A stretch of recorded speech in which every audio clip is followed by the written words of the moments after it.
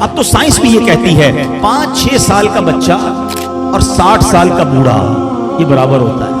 یہ زندگی کا ایک سرکل ہے، بچپن سے شروع ہوتا ہے، جوانی میں جاتا ہے، اور پھر وہاں سے 40 کے بعد عمر ڈھلنا شروع ہوتی ہے. اور بچہ جس طرح 6 سال کا ہوتا ہے نا، نارملی 60 سال 65 سال کا بندہ اسی طرح کا ہو جاتا ہے. اب مجھے ایک بات کا جواب دیجئے، 5 یا 6 سال کا بچہ آپ کے گھر میں ہو اور وہ کوئی سوال آپ سے بار بار کرے، آپ ناراض ہوتے ہیں؟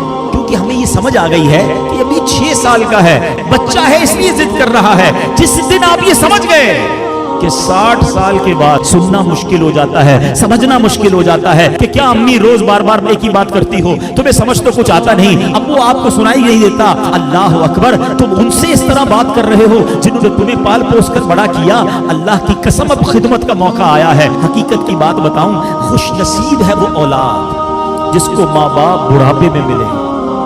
ارے کئی ایسے ہیں جو ماں باپ کو بڑھاپے سے پہلے ہی کھو بیٹھے.